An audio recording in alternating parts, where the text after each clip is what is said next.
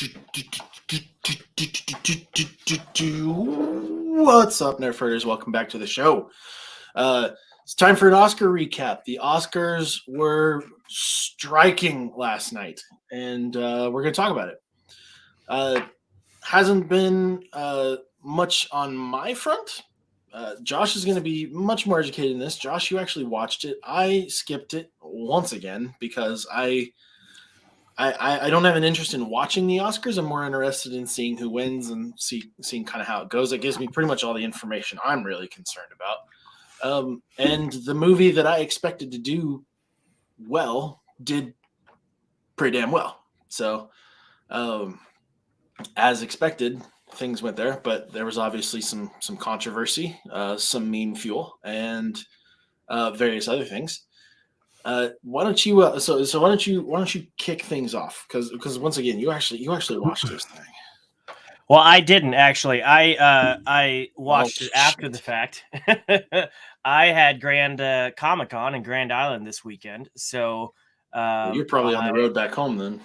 Yes, I was on the road back home, needing something good to listen to, so I tuned into our friends over at You Have to Watch This podcast, who did a live reaction show to the event, and I just lived vicariously through them for most of the night, and then got home and was so hopped up on caffeine that I then proceeded to watch clips of the whole event throughout the night. So, yeah, we'll talk about the slap. We'll talk about all that later. I wanted to talk about the show itself because the Oscars have been struggling for like the last 5 years for one thing after another. I mean, they've been working on their runtime. They've been working on their host problem. They've been working on their, how much live entertainment do we need? How much joking do we need? And all of that. One of the big things that happened this year was their choice to cut, I think it was 8 categories from the live production. Let's see here. Let's see. What were these 8 categories? It wasn't cut completely. They were just pre-taped. So they were taped like earlier in the evening, and then instead of doing the whole thing where they did a whole production for it, they just kind of announced the winner and then quickly showed the speech. Yeah, because I think that was the thing. Like, because when you hear cut categories, people automatically think that they're just stopping giving out awards for these things. That is not the case. It's just not a part of like the main show anymore. It's not like, I don't know, like with the runtime on the show alone, I'm sure being another one of the problems that they run into, they were going to let them go. The 8 categories were documentary short, film editing, makeup and hairstyling, original score, production design, animated short, live action short, and sound. Those are now filmed in advance and incorporated into the broadcast. And it was reported that the main reason they did that was to save time on the broadcast, because ABC, who hosts this, pretty much said, look, we are consistently going over. In fact, there was, I think the 2012 Oscars were like 4 hours. And they're like, you need to do something to cut this time down. So they decided, we're going to still film these, but instead of doing the whole hurrah for them all, we're just going to announce the winner and then quickly cut to the speech, still give them some airtime, and then keep the show running. And so the question is, interesting tidbit here, though, before you keep going, is like in terms of broadcast length, that's exactly where I was going with this. The ceremony generally averages 3.5 hours. The first Oscars in 1929 lasted 15 minutes. Yeah. And the last night's Oscars was the longest Oscars since 2018. So if their goal was to shorten the Oscars, they failed tremendously, because while they did cut down on some time, they ended up bringing 3 hosts to host the thing. They returned the whole thing of performing the nominated songs of the night throughout the night. plus a whole bunch of other stuff that wasn't all bad. But if you're going to remove certain things in order to shorten the runtime, you can't then add 5 more things and expect the runtime to not still be long. I mean, if you cut a bunch of categories just so you could have Beyonce perform, not even at the It actual wasn't even ceremony, live. Yeah, like not it was even a full live, music video. what are you doing? I mean, I They, guess according to it this, was she played a song from like something that was nominated. So it was from King Richard. It was a nominated song, but it was a fully pre-recorded music video with an opener and everything. didn't And it's even like, win. I thought y'all were trying to shorten the time. It wasn't even the winner. Like what? The fuck? No. And Couldn't that's have how gotten they Billie opened the Eilish in there show. for it. That's weird. Billie Eilish did perform. Okay. They performed the other songs, but interesting enough, so they opened the show with that. Then they brought on their 3 hosts to do the monologue. Hosts were Amy Schumer, who I can't stand, Regina Hall, and Wanda Sykes. They all did their opening monologue, and then Couldn't we Amy just Schumer, Wanda Sykes by herself wouldn't have been enough? Wanda Sykes is hilarious. That would have been right? great. Well, so they all do their monologue, and then Amy Schumer stays on stage and does another monologue before we get to the first award. So it was like the whole opening. It was like, oh, I guess you guys aren't concerned about runtime. You're just concerned about dragging this thing on like every other year. See, I didn't even know. Like, see, that's how just out of the mix I am for these award shows and shit like that. And it's not just the Oscars. I'm the same way with the Emmys, Grammys, any other award show that you can possibly think of. I was like, I mean, when I start getting films out there, I imagine that I might start caring a little bit more. But um, I I don't know. I didn't even know that those were the hosts. Like that's Yeah, they were the hosts, and they were forgettable as all get out. sad. Like every other Oscars, they would do their bits. Then they would call on certain celebrities to come introduce categories, and those celebrities would do their bits. And in general, the celebrity bits, because they were short, were better than the host bits. And Makes you're sense. again asking the question, why do we even need hosts? And then and we'll get on to the winners in a second, but one of the main things that happened that is cringy as hell is towards the maybe 1/3 mark of the show. Regina Hall, I'm surprised this wasn't an Amy Schumer joke, but maybe she didn't want to steal it from Regina Hall. But Regina Hall gets on stage and starts doing this COVID bit, saying that certain male actors in the crowd, they lost their COVID tests and they needed to come on stage so that they can get COVID tested. And so she starts calling super attractive men on stage like Timothy Chalamet and Tyler Perry and Bradley Cooper and Simu Liu, and then saying she's going to help do the test. And she says, it's simple. I'm going to swab the back of your mouth with my tongue. And then proceeds to literally grope the men on stage, as well as the next 2 presenters, Josh Brolin and Jason Momoa. She literally takes time out of the evening to just, TSA pat down these guys. And the whole time I'm like, would this have flown if it was a guy Oh doing no, this of course not. Like I'm watching to this 5 right now. women? Like even Brolin, he's playing it off like a joke, but Well, what is he supposed to do? Like on live camera, is he supposed to get defended and say "Don't touch me" or whatever? He's trying to be a professional. But can you imagine if a guy did that to multiple women on I mean, they stage? wouldn't have even gotten past standards and practices. They wouldn't have. That's so that was cringy as hell. I really don't understand the point of it. That And was again, weird. it just added This time.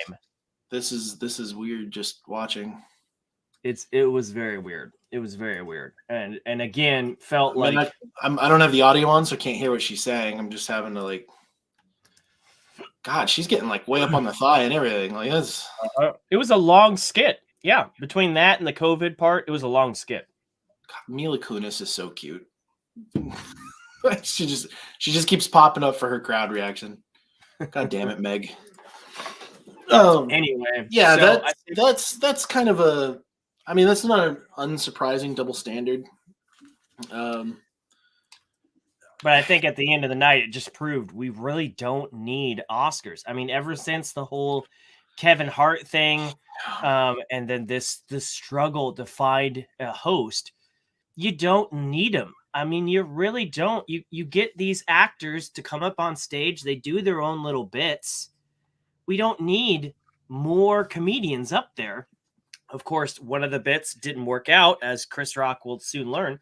We're not going to talk about that yet, though. He did learn. He done learned. One more thing, though, before we get to the winners. One of the things I did like that was new this year that they actually did well on, and this is, again, why I'm saying we don't need Oscar hosts, but I'd love to see them do more stuff like this, is these anniversary reunions that they did. First, they did it with Bond.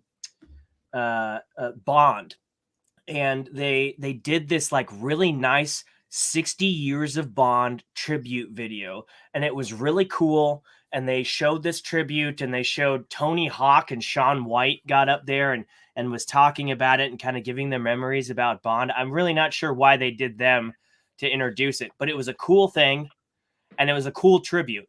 And then later on in the show, they did the same thing for The Godfather. I think it was like 40 years or 30 years of The Godfather, and they did a cool tribute for that. Then they did A White Man Can't Jump, and they had Woody Harrelson and Wesley Snipes get up there and talk about 30-year anniversary of White Men Can't Jump. The actual stars of the show, that makes sense. And then they had John Travolta, Uma Thurman, and Samuel L. Jackson get up there and talk about Pulp Fiction anniversary. And that was really cool. It was something that was different. And they showed some clips. And I was like, okay, this is an appreciation for film type thing. It's less of a stupid skit and more of a let's celebrate good films of the past. And I like things like that. I thought that was a really good new thing that they did. Oh, they missed the mark. As soon as you said John Travolta, I was really hoping that you're going to tell me like Barry Pepper, Forrest Whitaker jumped up there, and they're going to do the anniversary for Battlefield Earth. No, just once, I want to see John Travolta shit on that film. This isn't the Church of Scientology Awards. No. This is the Oscars. You know, they might not have too much class, but they have a little more class than that. It was kind of cool though, because at the end of their little reunion, Samuel L. Jackson had a suitcase and he opened it up, and there was a light from the suitcase, and they were all looking at it. And then they pulled it out, and it was the card for the next nominations. And that was kind of cool. I was like, oh, yes, right. Bringing back the suitcase. So that was fun. Stuff like that were good additions to the night. And I really did like, those things. The only other new thing they had were 2 fan categories that were based on Twitter polls. And I'm sure you heard some about that. There was like the most cheer-worthy moment. And they had 5 moments, everything from bullet time of the Matrix to the the 3 Spider-Man. Let's see, what were all the moments? Cheer moment. I mean, some fan categories, I can see that being a thing. Yeah, it's not bad. It was, and of course, the Avengers Assemble moment in Endgame, Jennifer Hudson singing I'm Telling You and Dreamgirls. So stuff like that. And Zack Snyder's Justice League came out with the win, with the Flash going back in time, which I'm sure a lot of Zack Snyder fans were happy about. I rewatched that a little while ago, and that scene made me like well up a little bit. Like, it's a good scene. I'm gonna sneeze again. Bless you. Later on in the night, they did another fan Twitter thing that people have been voting on for the last few months, and it was what was it? It wasn't the it was the Oscar fan favorite of 2022. And I think this came out when a lot of people were upset that the biggest film of 2022, Spider-Man No Way Home, wasn't part of those 10 Best Picture. Not saying it deserved to be, but there were some on that top 10, like Don't Look Up from Netflix, which I thought was an okay film, didn't deserve to be on that Best Picture roster. But so anyway, the Oscars said, okay, we'll do a Twitter poll, kind of honorary Oscar called Fan Favorite. And it turned into this massive fight because Of course Zack it did. Snyder's Justice League was ineligible because it's the director's cut of a 2017 film. So Snyder fans decided to vote for Army of the Dead. And for the last month and a half, it's been Army of the Dead versus Cinderella on Twitter. And Army of the Dead came away with the wins. So Zack Snyder got 2 wins last night at the Oscars, which is hilarious and exactly what happens when you do anything official on Twitter. It's not going to go down the way you think it is. Oh folks. God, you involve the internet in anything, it's gonna be a shit show to a certain degree. Like, I mean, like the majority of people who saw that poll were like, you know, we don't even care if Snyder wins this thing or not. We're not actually angry. We just want to stir up shit. And it worked. Right. And nobody Like, liked Cinderella. Cinderella was a shit show as well with James Corden in it. And oh, the God. fact that it almost won, I think the have Oscars that. just assumed it was going to be Spider-Man because everybody loved Spider-Man, but it wasn't even close. Every time somebody talks about that Cinderella movie, I just get flashbacks to that candid video that somebody was shooting in their car when they got stopped by the flash mob that he did. Yep. And he's When in the like mouse thrusting costume in and stuff. somebody's Oh, window. God. I already don't like James Corden. His mannerisms you and me both. irritate me. I can't stand him. But I don't watch cable television anyway, so I'm not gonna. It's very uncommon for me to see him. But man, it's so clear. It's like, dude, you wanted to sing, they gave you a talk show. Just fucking get on The Voice and be a singer, for fuck's sake. Barely entertaining under that regard for most people, anyway. Yeah, so that was, so that's just about the show itself. The rest of the show, there weren't any upsets, really. I think a lot of people were complaining that there weren't any upsets, and I guess maybe that just, goes to show that they probably picked the right ones in most people's minds, that there wasn't a twist. But like we were talking earlier in the show, Dune seemed to rack up. I think it came away with 6? Mostly technical stuff, but still the most. I mean, and in that regard, I feel like is where the most of them are deserved. I lost my interest in the Oscars because it became very clear very fast that they're really just popularity contests. I don't know how much it's kind of clear just by looking at the Best Picture stuff that's going up in here. I loved Dune. I thought Dune was a great film, but as far as stuff like this goes, my first objection to it in a slight, even the slightest degree, and I know that this argument doesn't really hold up because there's a lot of other pictures that are like this, but it's not an original screenplay. This is adapted from a book, and so I'm Best Picture is an original that Best Picture and original screenplay are 2 different awards. I understand that, but I feel like if it's going to be the Best Picture, I would really like to see an original storyline. It's great that they have a Best Original Screenplay in there, but I'd really like to see that kind of farther up the list as far as prestige goes, because that person had to really bust their ass to. Just the amount of effort that goes into creating something from scratch is renowned in and of itself. The other nomination that you got in here is West Side Story. How many fucking times has that been remade? Actually, you know what? In terms of favoritism and popularity, I was honestly surprised that didn't win.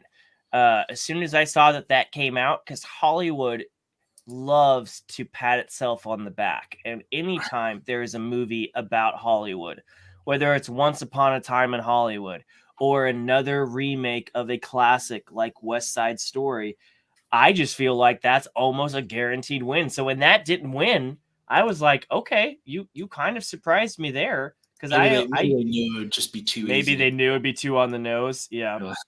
Belfast did win original screenplay, and that's a movie that's been on my list. I need to watch it. It's about Kenneth Branagh's life and growing up in Belfast, and it's it's his The, story, I and mean, that's kind of cool that it won. the one that I was actually the most excited about, and I'm glad that it won, was actually Coda. I haven't seen it yet, but it was one that I was really interested in. I had a lot of reservations about going to a movie theater watching a show that has a primarily deaf cast, because I felt like sound design was going to be so important in that. Like, it almost felt like something that I needed to watch with headphones, or in like my audio. Like, so I've got like an audio. You were concerned that the movie theater's speakers wouldn't be up I to was par. I was more concerned with, like, in those silent moments that there were going to be people in the theater going to fuck up the experience for me. I mean, I doubt Drunken Tommy and his uncle are going to Coda. You know, I'm just saying. I'm just saying. If someone loud is going to It the doesn't have theater, to be I doubt Drunken they're going to Tommy. that film. It doesn't have to be Drunken Tommy and just be the mom who thinks that she needs to talk about fucking everything or some shit. Like, I don't know. It was. I was also like in the. I gotta look it up because I remember it coming out in like. Jeffrey's saying you got to see Coda. I've heard really good things about it. I mean, and not it's the film that I was like the most interested to see that I had not seen out of all this stuff goes. And I'm just so out of the loop on how to see some of these. Like, I wasn't even sure that Coda and Belfast had officially released on a streaming platform or POV that I could watch some of these. Even Nightmare Alley, I still didn't know if or Licorice Pizza. I know what these films are, but I didn't know if they'd officially released. I know King Richard, I'm pretty sure, is on HBO Max. I've seen Power of the Dog. I've seen Don't Look Up. I mean, a big part of honestly, yes, I am normally behind the curve when it comes to seeing new content, without question. I'm not the first person to jump into a theater. I have a lot of apprehension about going to a theater on release day for a lot of stuff. Like it's never really been a priority of mine, mainly because I have a vast amount of social anxiety and I don't like being in a large group of people. And so, like, even when the Marvel films were coming out, like, I would just black out social media for like a week. So after that first week of the movie being out there, I wouldn't get anything spoiled. Then I could go to a theater and it would not be packed to the fucking brim. And if it was a Marvel film that wasn't particularly doing as well, I would maybe go in a little bit sooner because the review, like, I had a pretty good feeling that they weren't going to be out there. When it came to Endgame and Infinity War, I was in there in the first couple of days because I knew they were going to be talked about ridiculously. But the other factor that comes into play a lot here is that there is just so much stuff that is constantly being pumped out. So when it comes around anytime and there's a crap load of TV shows that somebody would have need to have watched in order to be up to date on whether they deserved the awards they won or didn't win, or when the Oscars are coming out and you're thinking about all the different films that are coming out, like, there are plenty of films on here that I hadn't even heard of until looking at these Oscar wins.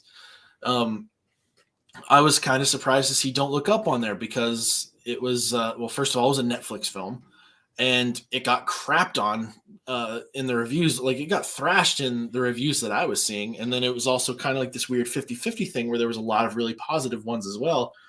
And people were claiming that it was media bias because the movie was all about people showing how, like, ignorant the media and generally everybody is when it comes to certain things.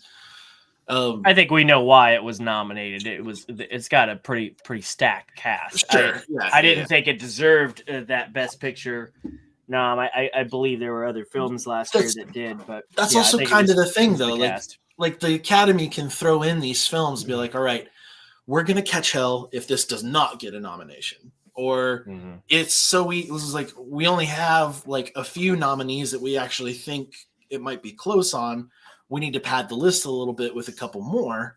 Let's throw them in there. Now, like I said, I haven't seen any of these films in the Best Picture category other than Dune. So I cannot say whether or not I feel like that might actually be something that's in there. I can see some big names on just about on all of these, really. I mean, you have fucking Spielberg film in here. You got Bradley Cooper. You've got Will Smith, who ended up winning for Best Actor. Like, there's a reason to believe that all of these could. It's one of those movies I could not stop thinking for at least 3 days. I assume that you're still talking about Coda. He is, yeah. And it's on my list. I'm gonna try to track it down this week. Yeah. It was. I was honestly surprised that the Power of the Dog didn't win, because that was a pretty heavy favorite. It did really well in previous award shows. I really liked it. I honestly thought that the book was a little better than the actual film, but that movie had, like, I think the most Golden Globe nominations this year. And Golden Globes, while it's not always a indicator of what will win at the Oscars, it's usually a pretty strong bet. And that movie only came away with one Oscar this year, which I'm trying to think which one it was. It was the Best Director, Jane Campion. So the movie with the Best Director won, but that was the only thing it won. So that was pretty interesting.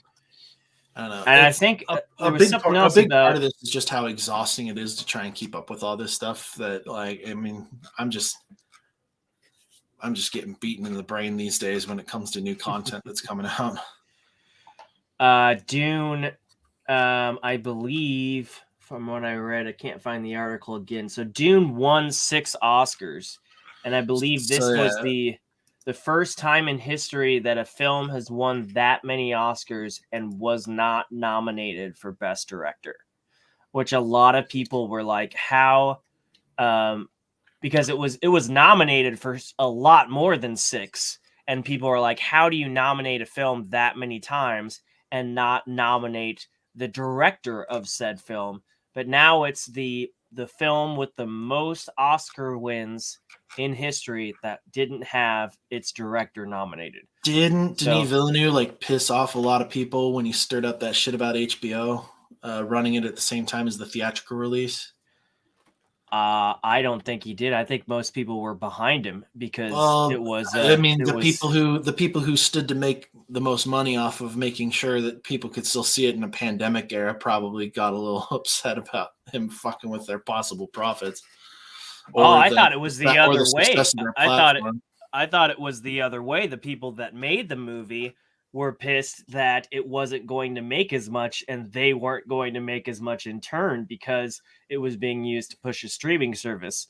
I don't think that had anything to do with this. I think a lot of people have suggested that, as with other films in the past that were 2-parters, they waited till the second part to nominate the director. And so the running theory is he'll be nominated for Dune Part 2, but it's a weird thing. A lot of people pointed to Lord of the Rings, for example. I don't think Peter Jackson was nominated for Best Director until Return of the King. But I don't think that's a precedent. All 3 movies cleaned up each respective year that they came out, though. So. Yeah, they did. But, Dune did as well. So a credit to Dune for cleaning up as it did. It won a ton. It didn't win every category it was in, but it certainly won a ton. So you got Dune as the winner of Best Sound, which, yes, absolutely. Best Production Design, yes, absolutely. Best Film Editing, yeah, I'll give it that. I didn't see Don't Look Up or Tick Tick Boom, Power of the Dog, or King Richard. So any other nominated for best for best costume design. And among that costume design, Cruella. I was like, okay, it's a show about fashion. I imagine they put some work into that one. I was kind of sad that Cyrano didn't win that. I just saw Cyrano like a week or 2 ago, and I honestly thought it was a 2022 film. I did not realize it was a 2021 film. That film, I don't know if I've told you this or not, is gorgeous. I love that film so much. The music is written by one of my favorite bands of all time, The National. And the whole time I was watching it, I was like, I recognize the cadence and the lyrical style of these songs. If they were sung beforehand? No, I did not. And I was like, if they were sung in a lower octave, it kind of sounds like the band The National. And when the movie was over, I looked it up, and it was the band The National that wrote the music. And I was like, that's freaking awesome. So, and they did have cool costume designs. I was kind of hoping that they would win, but they didn't. and they didn't even get nominated for Best Song, which was sad. Sorry, go ahead. I just scrolled up to look at that. Yeah, that's sad. Best cinematography ended with Dune as well, which is no question in my mind whatsoever. I was like, I don't really care what else you brought to the table. It's like, even not having seen any of the other films, I'd be like, you goddamn right, Dune won Best Cinematography, because that was the realest I have ever seen a science fiction picture look in my fucking life. It was pretty crisp. Yeah. Best original score went to Dune, and I'm a big fan of Hans Zimmer. So anytime he gets praise, I'm gonna be like, yeah, I'm gonna back that one up. This was his second, which was awesome, and sadly he wasn't there to receive it. Oh, but Jason Momoa did it for him, which was great. He's from overseas. I imagine it'd be a little difficult to travel. Well, he was working, so they asked Jason Momoa to do it for him. You don't win awards and make shit like he does without busting ass. That's right. It's not like he was chilling on a beast on a beach somewhere, you know. Dune also took for best visual effects. Clearly. Which, no fucking question. Nominated for best makeup and hairstyling and best adapted, along with best picture. So, Dune cleaned the fuck up. Although, in the acting department, I'm wondering if they're following through with the same rule that they were about best director, because we didn't see the cast. I don't see the cast anywhere in here. For any of the best actor, best actress, or supporting anywhere for Dune. So I wonder if it's actually kind of like the same principle that they're waiting for the part 2 side to come out. I wouldn't be surprised. And I wouldn't be surprised if we got more from the cast in terms of acting in part 2. There was a lot of spectacle. There was a lot of events happening in that first half. Timothée Chalamet totally didn't even wear a shirt to this goddamn thing. No, he didn't. I think Jeffrey. I think we should put that on a shirt. You know, just a quote from the show. And I want to say, you don't win an award without busting ass. I'm not talking about Will Smith. There's a very, very different concept in terms of busting ass. While I also assume that Will Smith worked hard.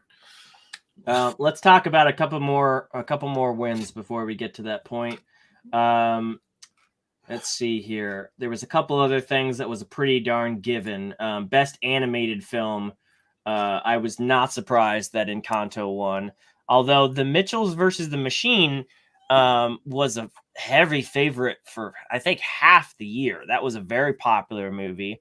Raya and the Last Dragon, I think because it went directly to digital, it didn't help it. But that was a pretty darn good film as well. That's going to make it tough. But Encanto, I think, deserved it. So is Luca. I'm behind in my Pixar world as well. Encanto blew up. It's got they're already working, if they haven't already released it, on a sing-along version of it on Disney Plus. It's been on like the charts and stuff like that. It's been doing really well, and so that was not surprising to me. I watched a video that was a clip of one of the songs. I can't remember which song it was, but it looked like it seemed like it was pretty early on. Is it We Don't Talk About Bruno? Yes. That's easily the most popular song of the movie, which I'm surprised it wasn't nominated for original song. It was so popular. It was really good. They brought the cast to perform it at the Oscars, and it wasn't even nominated. So everybody performed it except for Lin-Manuel Miranda because his wife had COVID, so he couldn't come in. But they brought the entire cast up there. Plus, I think Megan Thee Stallion filled in for his part. But it was so popular they performed it at the Oscars, and it wasn't even nominated. I think had that film been nominated, it would have beat out the winner. I mean, it makes sense with it being in there for best animated feature, but but they put a different song for the movie for the original song. They nominated a different song from the movie that has not been on the Billboard's 100 chart, where We Don't Talk About Bruno has. It's kind of weird. But No Time to Die won for original song, and hell yeah, Billie Eilish is just freaking awesome, and that was a really cool point. And Encanto also did get a nomination for best original score in there as well. So like the entirety of it got sure. Yeah. I think Lin-Manuel Miranda is just an insane musician, and so like when I found out he was on, I was like, oh, I'll have to add that to my list. But then the video popped up on YouTube. I'm like, okay, I'll check it out. And it was very clear that it was not an official thing from Disney. I think somebody ripped this off. Oh, sure. Because I wonder if Disney even has like a version of it available on YouTube. I'm actually gonna. I think they do. Had Encanto one original song. Yeah, they've got Lin-Manuel Miranda. 2 months ago. He would have had his EGOT. I think the Oscar is the only thing he hasn't won yet. So, he's chasing that EGOT, and he's gonna get it eventually. I mean, between this and Moana, and pretty much everything else he's touched in terms of animated musicals, he's killer in that field. Well, it sounds like Billie Eilish is halfway through on that. Oh yeah, she's coming. Well. She's coming to play for sure. She's gonna have I believe she still has an Emmy and a Tony to win, which I don't know if she's into theater. But and I love that song "No Time to Die," and it's not hilarious, but it is interesting how they released that so fucking long ago, and then COVID pushed the film out like multiple years, and it still comes back to win. That's awesome, because that song has been released for I think almost 3 years at this point. And it wins the Oscar. And I'm just like, hell yeah. I listened to it today just to kind of like be out there. And honestly, when I first saw it, I was like, oh, fucking Billie Eilish, here we go again. It was just like, and I was like, gosh, she's just in there because it's a popularity thing. Maybe they were running low on music. It was like it was a light year for releasing movies. And then I listened to it, I was like, okay, this isn't bad. She is talented. She's insanely talented. I wish that she got to. I'd love to hear her sing in full voice more frequently than like the low mellow tone jazz style that she does. Well, she does different. One of her albums, she went out of her way to do each song in a different genre, and she did it with when she interviewed about it. She said she wanted at least one song in her album to be relatable to every person that listened. So if you didn't like this one, maybe there was another song in a style that you tended to like. So I'll have to find her metal genre one. We'll see how it does. Maybe she has one. I don't know. She said every genre. I better fucking hear metal in there. It's one of the biggest genres in the country. You don't get to say every genre and not include it. But speaking of music, Summer of Soul won for a documentary feature. And it was awesome to see Questlove get up there and win an Oscar. Questlove. I mean, that was pretty darn cool. I think a lot of people were hoping that would win, but that's still pretty cool that it won. And to see him get up there. That one's on Disney Plus. I'll have to check that one out. Yeah, he's, obviously Questlove is legendary. And if you don't see him, what is he on Jimmy Fallon? If you don't see him on Jimmy Fallon most nights, you can see him as part of a lot of other significant moments in music history, and it's kind of cool to see him get up there and receive an award. You know what I find kind of funny is that House of Gucci, which is literally about like a clothing and shit brand, made best makeup and hairstyling nomination, but nothing in costume design. It didn't get a lot of people were upset about that. They thought that Lady Gaga got snubbed because not only did she not get a Best Actress award or nomination for that, I'm pretty sure she did a song for that movie as well that also didn't get nominated. So there was a lot of talk of how the hell did Billie Eilish get nominated and not Lady Gaga? And my response to that was, just because she's Lady Gaga doesn't mean she's always going to get a nom, despite the past. Well, she's cleaned up at other award shows, that's for certain. I imagine that there is going to be a component of every single award show or anything that you're going to be putting on that has to be grabbing attention, that there's going to be a specific concerted effort to draw in a younger audience to make them, to kind of like get them interested in it early, to hope that they will carry that interest through as things go along. And there's a lot of stuff in here that I can see that is very clearly aimed towards that. And I'm not talking about just the stuff around animated features, because that one's a given. It's like, but young target age kids the younger target audience that has for Encanto, like Disney and Disney, particularly Pixar, both. I know Pixar wasn't involved in Encanto, but they generally tend to split their give enough in the film so both the parents can enjoy this film that they're taking their kids to see as well. And so I'm not talking about that particular aspect of it, but I'm talking about like that younger generation, like the teenage, like the trendy aged crowd are going to be super into. And I'm not at all surprised to not see Lady Gaga pop up in here because she's been focusing on film, I think, a lot more than she has her music side stuff, and rightly so. I mean, I saw her in A Star Is Born. She did a fucking amazing job in that. But Billie Eilish, anytime she starred in something, whether it was A Star Is Born, like you just said, or American Horror Story, she's won awards for pretty much every time she's been on screen. So I think it's not like she's not getting recognized. She just didn't get recognized this time, guys. So calm down. Calm down. Billie Eilish is definitely a hot thing right now. They're doing the same thing with us. Like the Academy's doing the same thing with us by including Marvel film production, Marvel films and comic book films inside of the inside of the nominations. At least I don't expect a lot of wins to come out of that stuff. Although I was impressed to see that it was mostly like everything in Best Visual Effects was a movie that I would like to see or had seen. Like that was the category that actually dominated, where I've seen everything but No Time to Die. So like, okay, like you still haven't seen No Time to Die yet, huh? No. I was gonna rent it, and then I found out that the MGM thing went through with Prime, so it'll probably end up on Prime for free here pretty soon. So eventually, probably, yeah, that's a good point. I will say that you mentioned Disney. That was another thing that just lengthened the show. It was like it felt like the Super Bowl. There were so many commercials, and there were actual parts built into the show where like Chris Evans would come on the screen and say, "Congrats to so-and-so for winning the award. Now check out the newest trailer for my upcoming film, Lightyear." And then they would show a trailer for that. And they had so much Disney Plus content. And then interestingly enough, Paramount Plus bought time to show their stuff on an ABC network.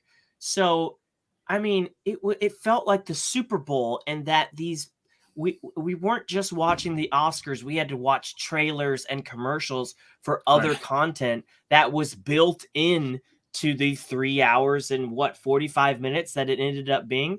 So if you had cut all that, this could have easily been a 3 hours or less show.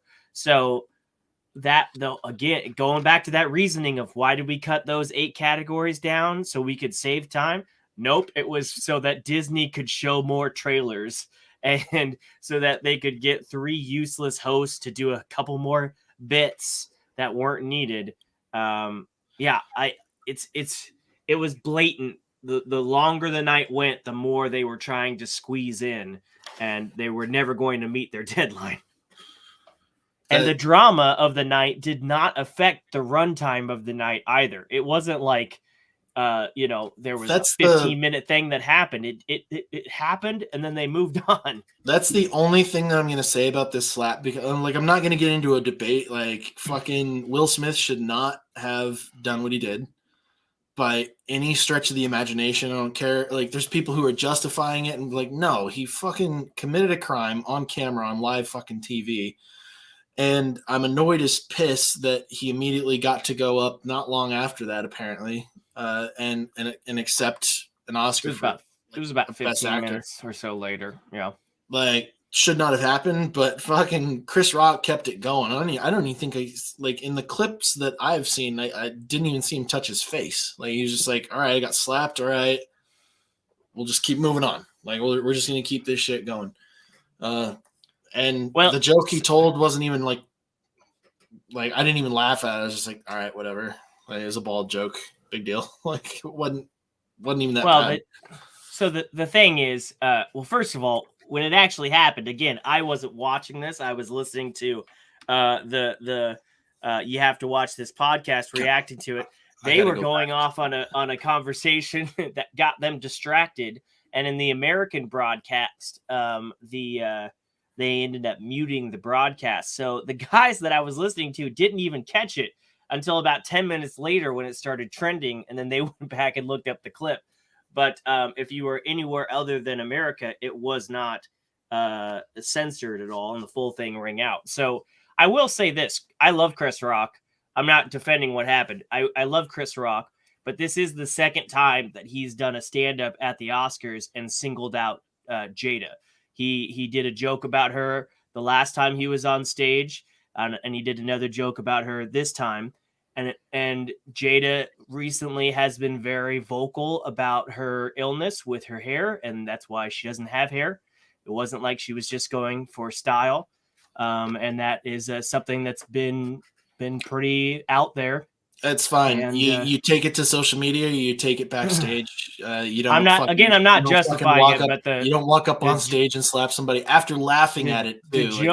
The joke was in poor taste, and it certainly wouldn't be the first time that somebody's laughed at a joke and that maybe not understood it at first, or didn't hear it as clearly as we did. We've seen that in a lot of different things. So I'm not justifying it, but I'm also not going hard on the other direction as well. It was a poor taste joke. It shouldn't have been said. And I don't think there's a justification for it.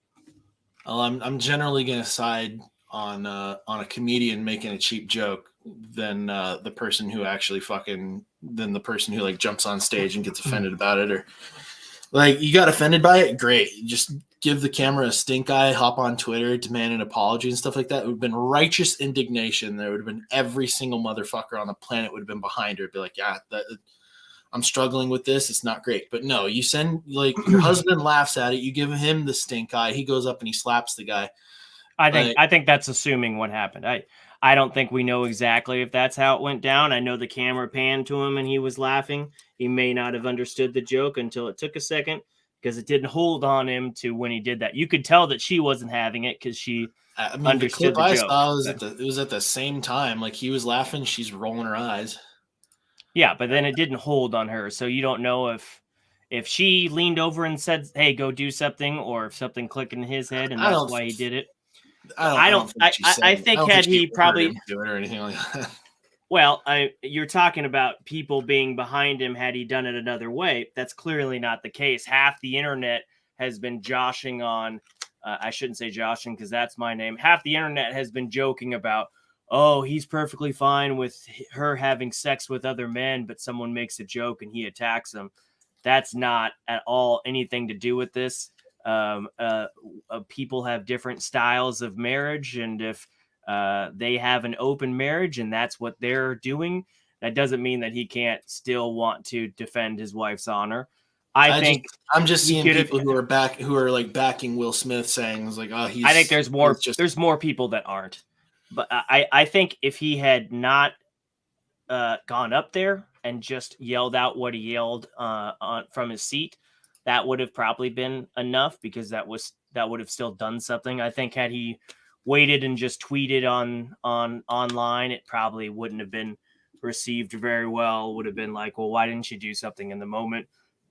But Chris Rock was clearly shaken. I don't think he was on the verge of crying, but he was like, it did look like he was in shock for a moment and not really sure where to take it. He did recover pretty well, and from all current reports, it sounds like he's the one that's not pressing charges.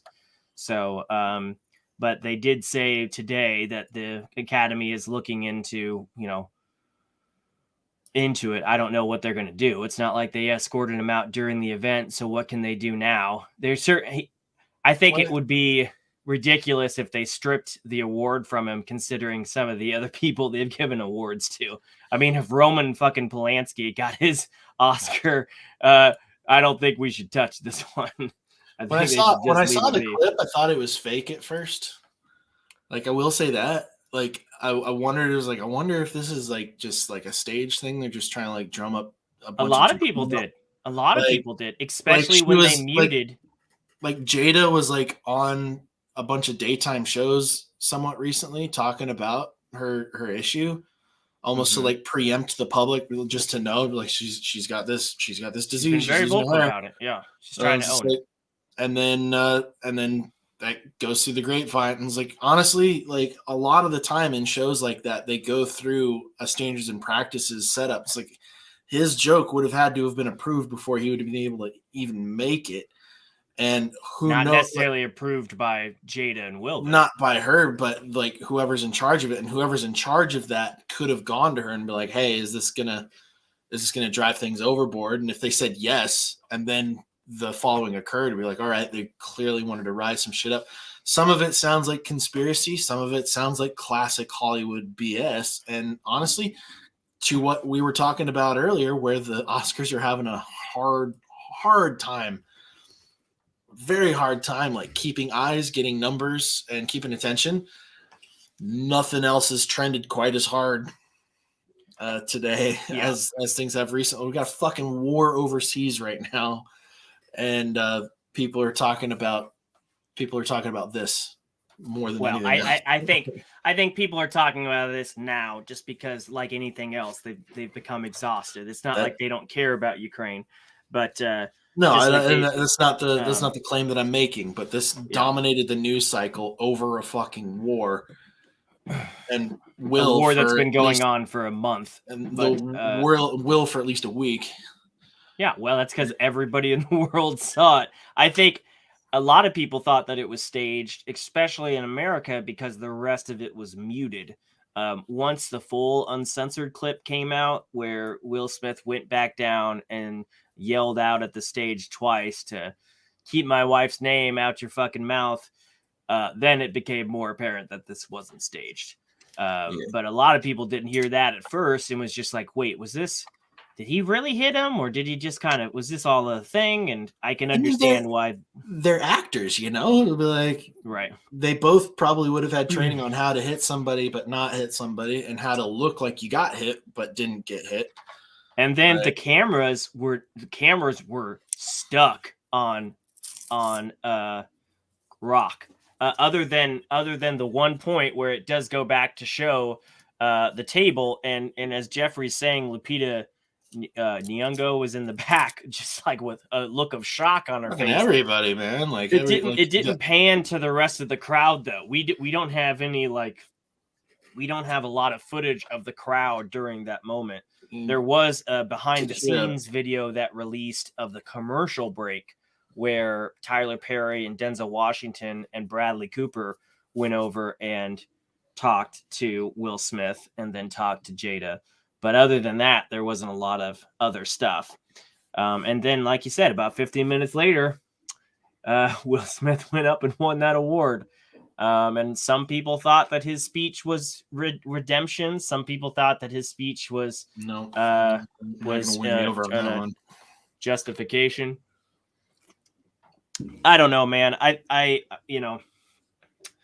I'm never going to advocate that somebody goes up and assaults somebody because of a joke that was not like.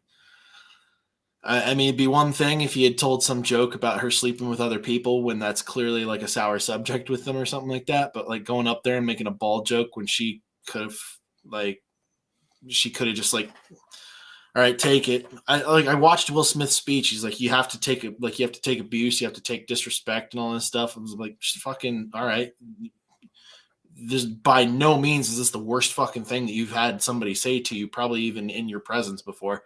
Like you couldn't just suck this one up and take the high road and blast about it on social media later or something like that. Like, I mean, if she had cancer versus the illness that she has, would you think that the joke would have hit harder? I'm not saying would you think that the hit would have been justified, but are you? Because she does have an illness, and that's why she's bald, and that's why she's been talking about it. I am not saying that Chris Rock's joke was good or that he deserved to get away with saying it. It's like, but he certainly should have not been assaulted for doing so.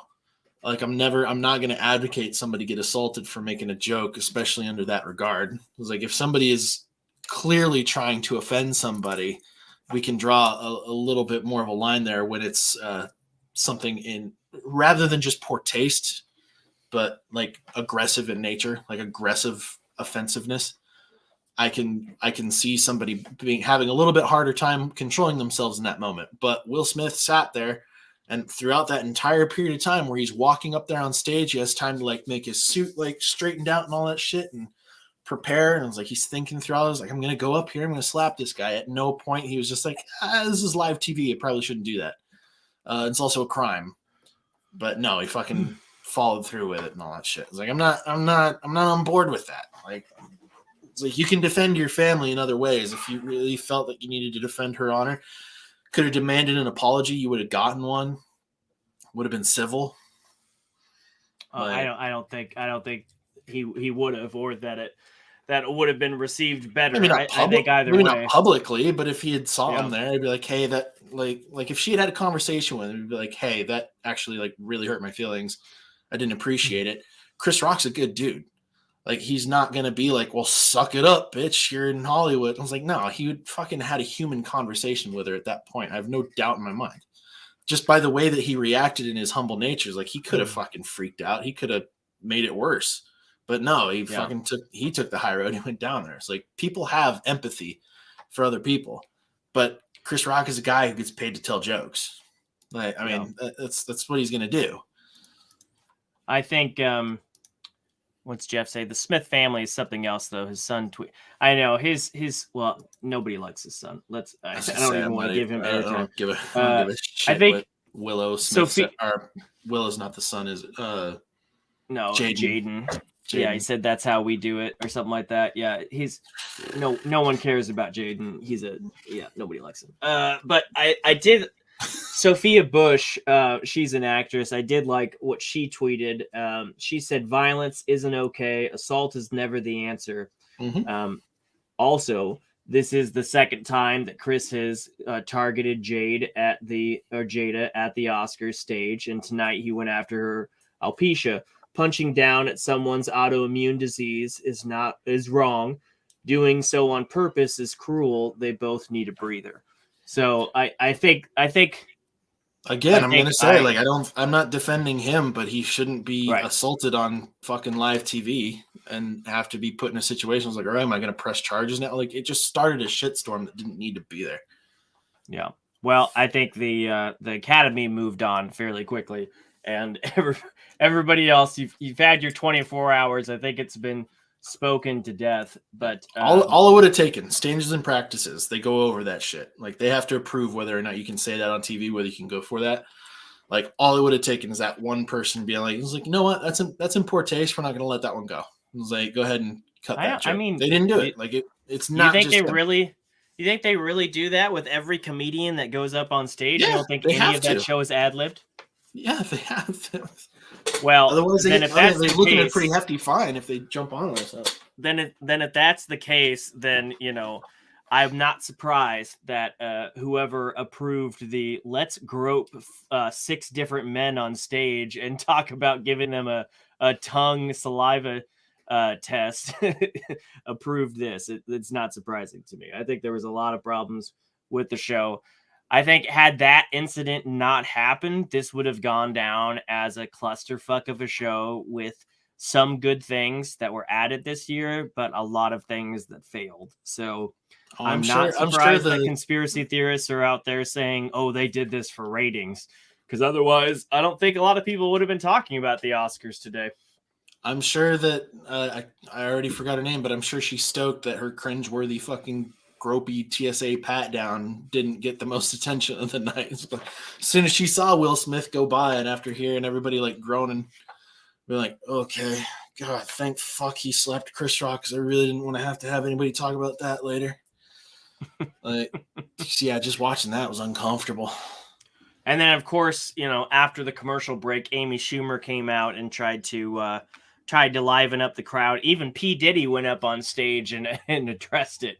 But I mean, how would you? Yeah. I mean, how would you not? How would you not? Again, it is interesting that after all the things they said in the last 3 months about trying to make this a shorter event, they still went like 45 minutes over the limit because of the new stuff that it wasn't like this event lasted even 2 minutes longer than the scheduled time for Chris Rock to be up on stage. So it wasn't because of the Will Smith drama that the show was 45 minutes long. It's because of all the other shit they tried to cram in. So that was relatively, like, clip seemed to go by relatively quick. Wasn't long after the shouting that Will Smith did that he just seemed to present the award. What was the award he was presenting? Well, he had to move on. He was in shock. It was clear that he was up there like trying to figure out the best way to transition. And then at some point he was like, just show the nominees. Well, I imagine that he also had a producer talking in his ear. Probably. And he was probably also like, what do I, to my knowledge, they're all have friends earpieces to listen to, to kind of like be directed and kind of go through the beats and all that. I felt bad that Anthony Hopkins was there, which was so great to see him. He was not at I think last year's because of COVID. He stayed home even though he won an award, and he had a pre-recorded thing of him winning it. But it was neat to see him back. I was sad that he had to waste his time. He addressed it, but he addressed it in like a sentence. But it was still kind of awkward. Like you didn't have to be the guy to address it. But it was neat to see him back on stage. I love that guy so much. He's just great. Well, he doesn't look too bad either. I mean, he looked good. He looked healthy. I mean, for 84, like, look. Speaking of health, the in memoriam thing was again like every year. I don't know who they get to do that, but there's always somebody that's left off the slate, and Bob Saget was not on the slate this year, which was interesting. What? Yeah, he was not up on screen. Ben-Hur. What am I saying? Have the Emmys already gone by this year? I think so. I was gonna say. I mean, I guess Bob Saget was always more TV than film. William Hurt was on there though, and he was fairly recent, so at least it wasn't a matter of time. But it was interesting that Bob Saget wasn't there, and some people were commenting that it was a weird upbeat segment instead of more morning segment. But that segment is never going to be right. No matter what you do, that segment's always going to feel weird. There's always going to be something wrong with it. It's just a weird thing. It's a weird thing. So, yeah, man. The Oscars just can't catch a break. Whether it's the stuff that happened this year, whether it's last year where they switched up the categories and the winner at the end of the night wasn't even there and then it was just done, whether it's the year before with the whole Kevin Hart thing and then or the year with the Moonlight mix up. They just can't catch a break. This show, there's so much work that goes into this show, and they've just been like on this run of just failure after controversy after failure after controversy. I don't know what to do. To be fair, running a live production is pretty tough. So, that's always going to be a difficulty.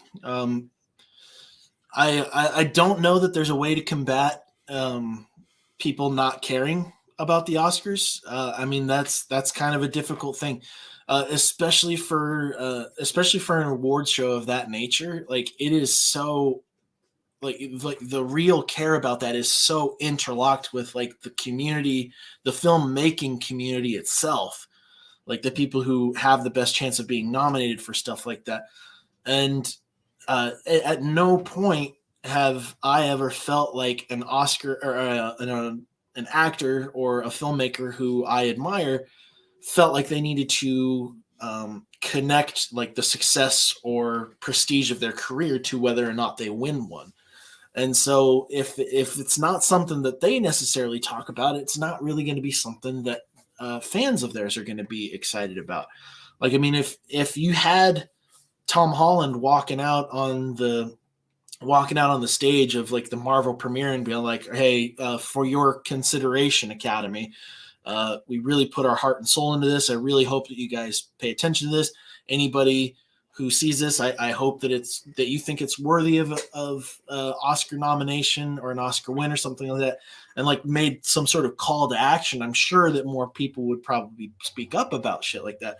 But when you don't have the celebrities, the filmmakers, the director, or the production teams being like, all right, we're really going for that Oscar this time, you're not really going to have a huge amount of interest, because people are going to be interested in what their idols are interested in. And if their idols are really just interested in telling a good story and producing a good performance, they're going to appreciate that performance rather than any award or prestige that may or may not follow it.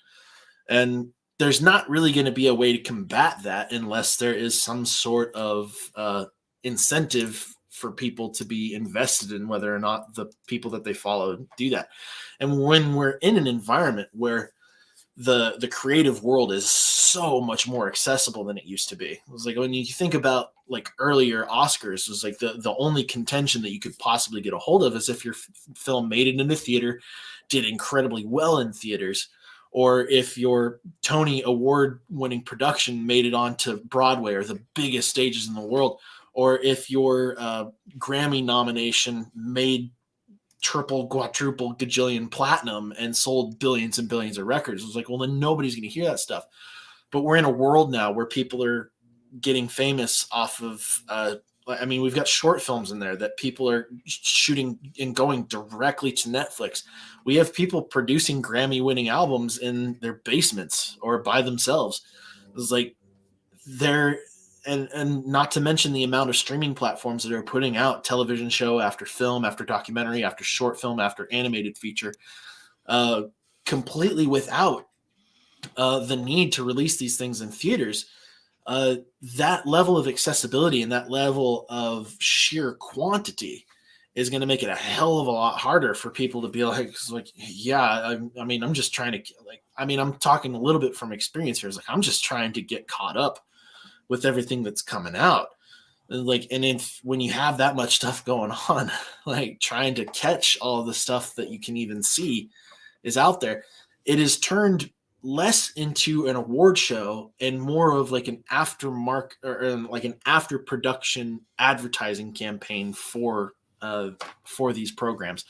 And as kind of like a little cherry on the top, it was like, because people are going to go out and they're going to see Coda. Or people are finally going to bite the bullet. They're going to go and I don't want to say bite the bullet in a bad way. Maybe they're finally going to rent that movie that they heard so much about, but they didn't have the nuts to go and see in a theater or something like that. Like myself, like it's just it's like we're in a different world now when it comes to appreciating intake of media, and every award show really is kind of going to be behind when it comes to evolving with that world. Well, I think there's some truth to what you're saying, but I think there's still plenty of people that are invested in the Oscars. More people watched it this year than last year. Last night there was 15.3 million people that watched the Oscars. I don't think ABC would continue to put this entire Sunday production on if nobody was invested in it. I don't think these people would be going up. Invested in it. I know, but it's very ingrained in that filmmaking, acting community, and you've got a fuckload of money between all those people.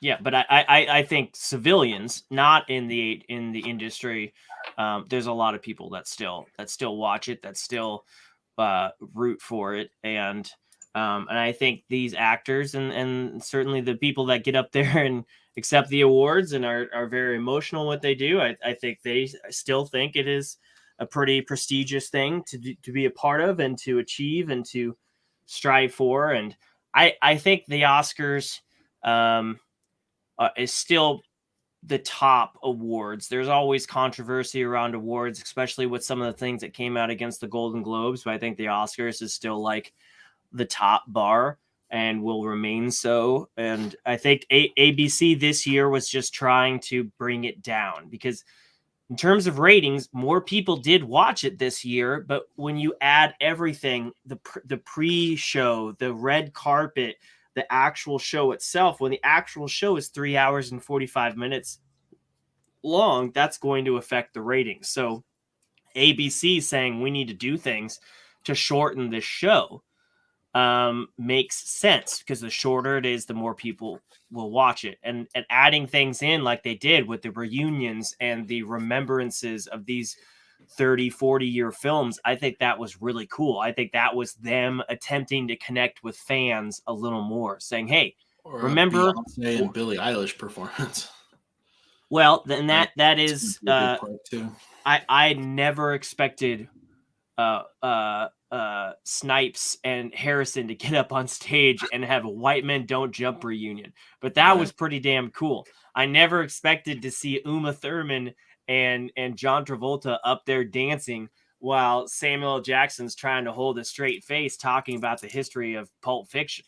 That kind of stuff was really cool. I would watch a whole nother Oscars just to see more of that stuff. I could care less about the hosts. I could care less about Amy Schumer on her redemption tour trying to win back audiences.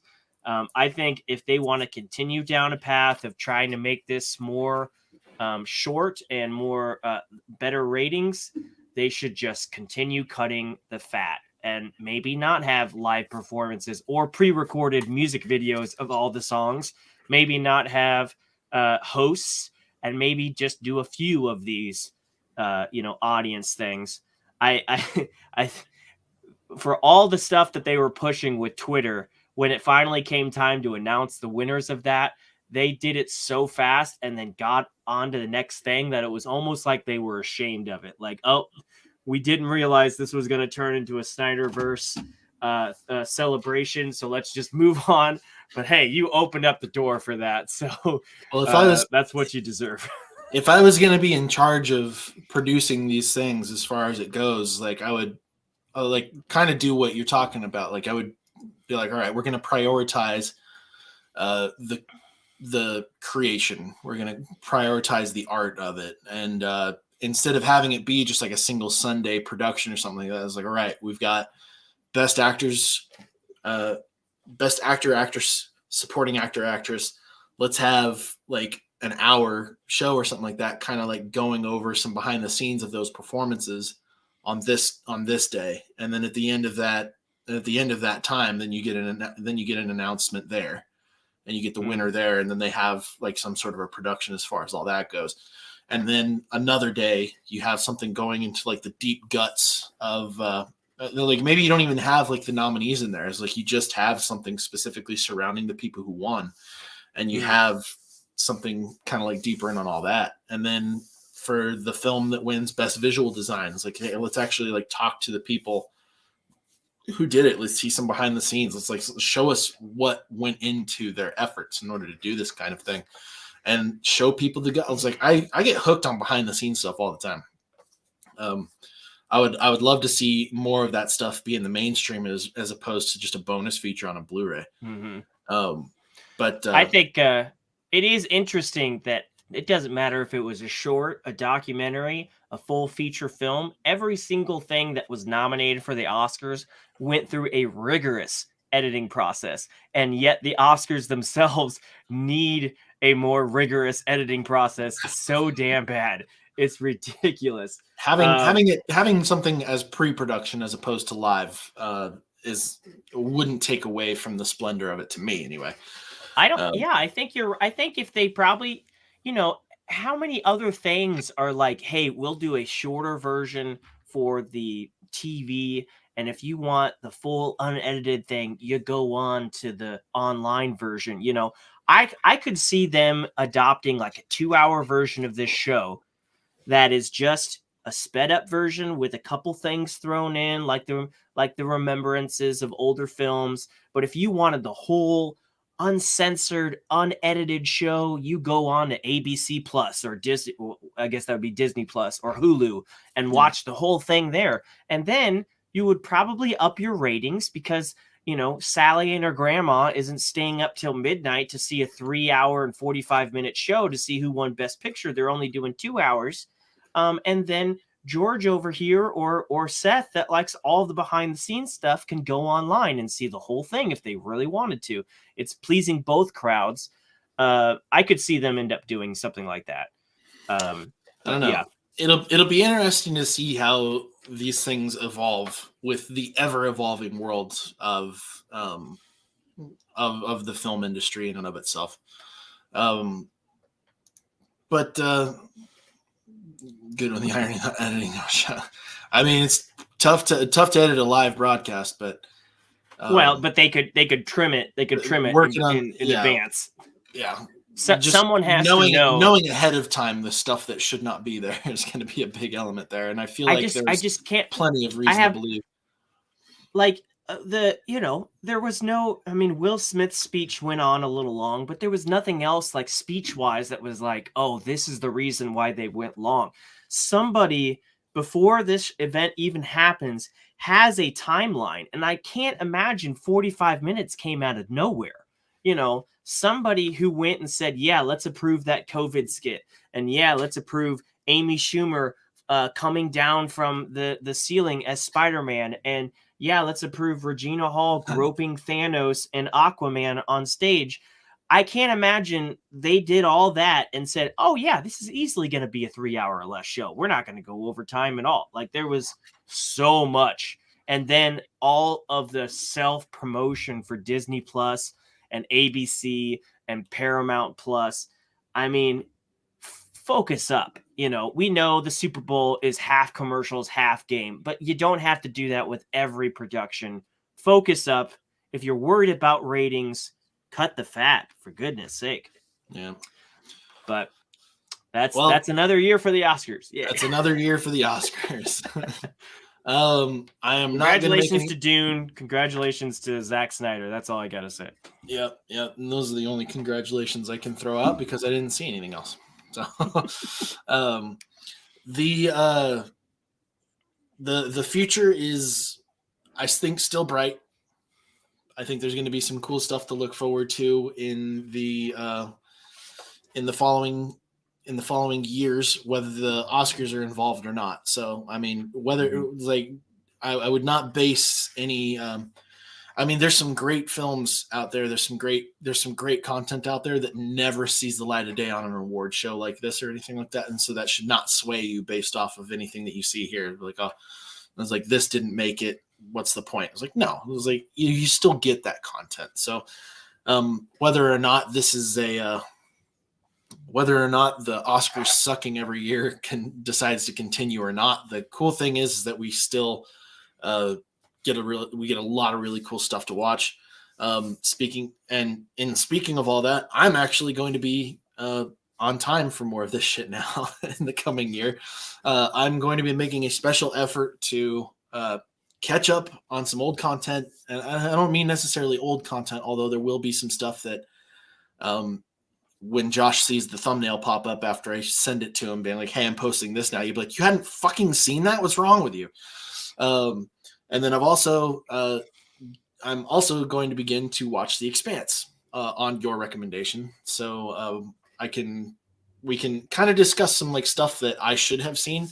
Hopefully I get to throw a few at you. So I'm not the only one on this train. But we're going to have not only are we going to have our continued live show that we're doing here on Nerf Herders Assemble, you guys are going to see some actual videos that we throw up onto the YouTubes. So we're going to be bringing you some of that stuff. I would love some recommendations for stuff that you would like to see us talk about. It's cool if it's something that we've already seen, whatever. Like if you didn't get something specific or there's a deep dive that you'd like to hear our perspective on, or if you just want to get in on that conversation, hit us up on those comments. Watching, Jeffrey? Are you all watching Moon Knight? He corrected himself, Moon.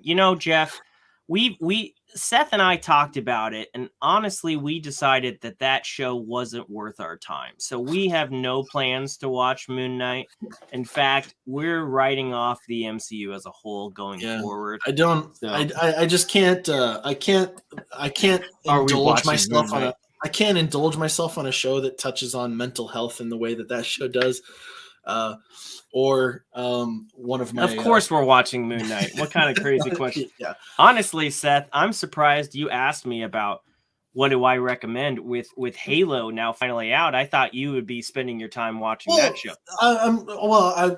I'm specifically talking about. Well, first of all, I don't have Paramount Plus, so I got to jump on that. Yeah, I don't either. That's why I haven't seen it.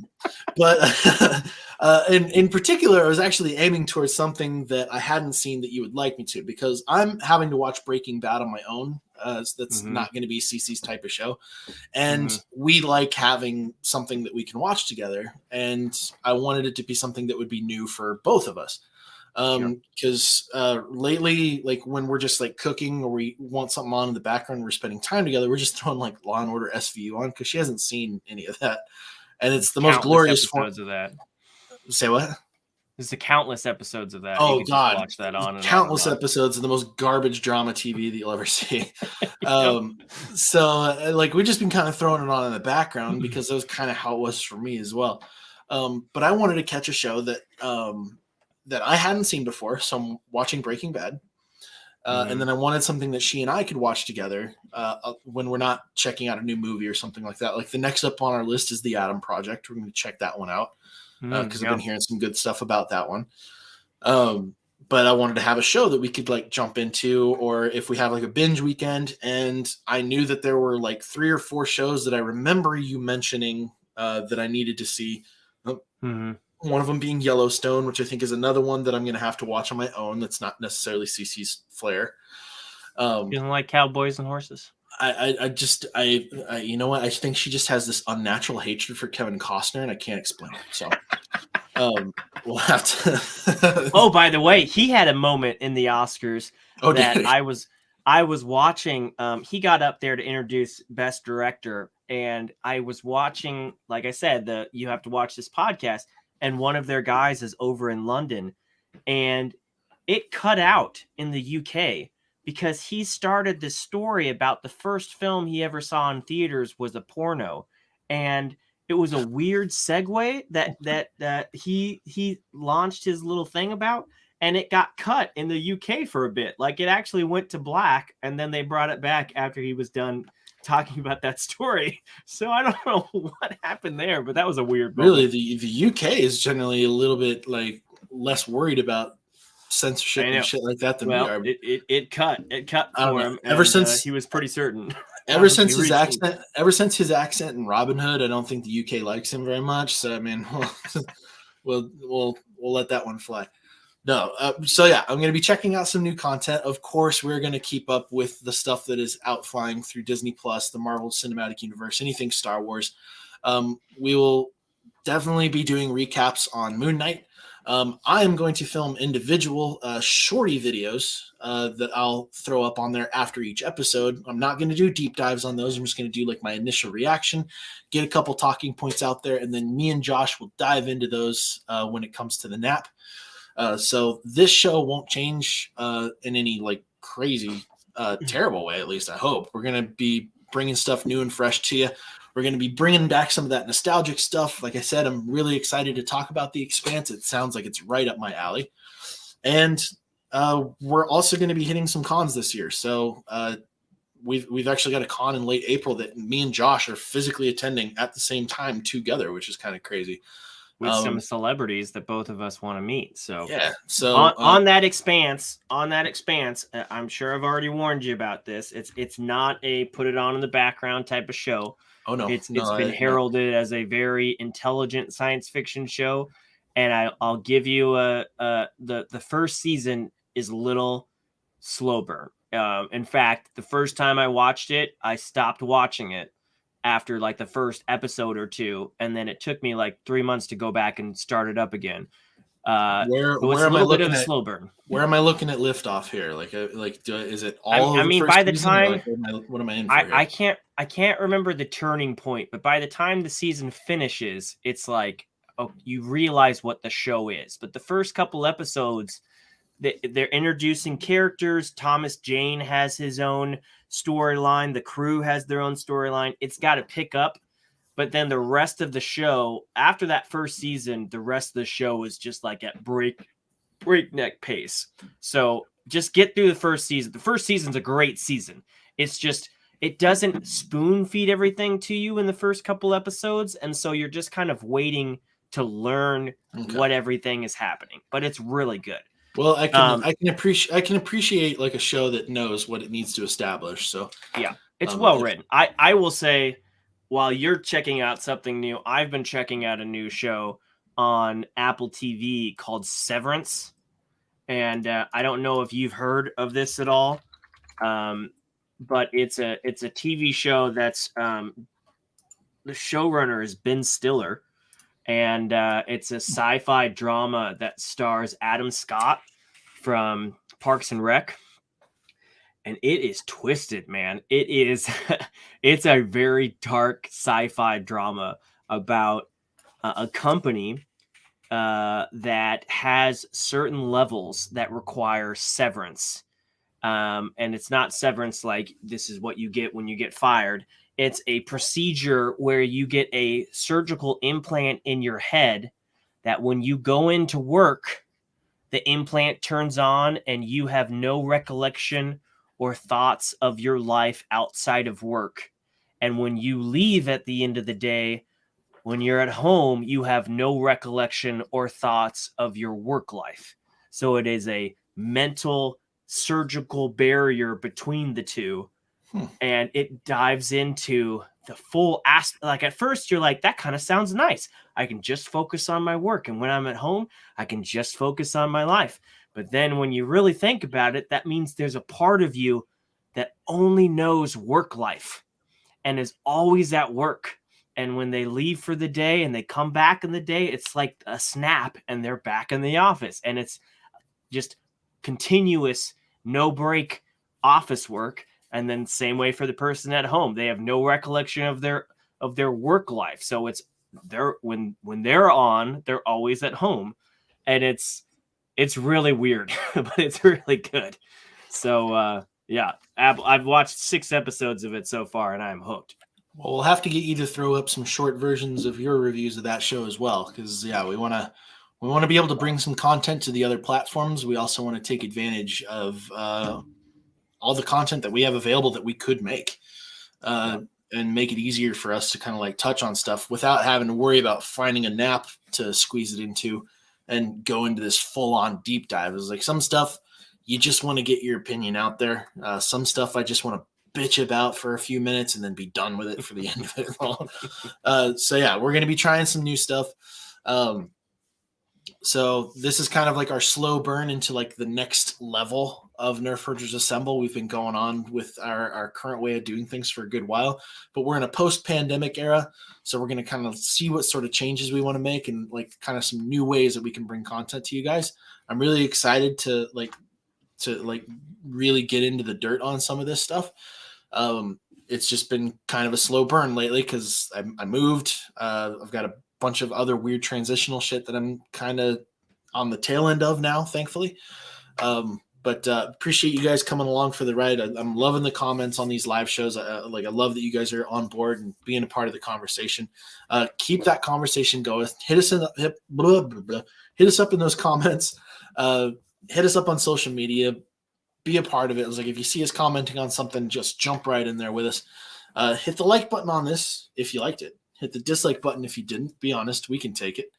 And don't forget to subscribe so you can catch up on all that new content that we have coming out when it hits you, and hit that bell for notifications so you know when we go live. I'm Seth. That's Josh. That's Josh. Until next time, have a good day.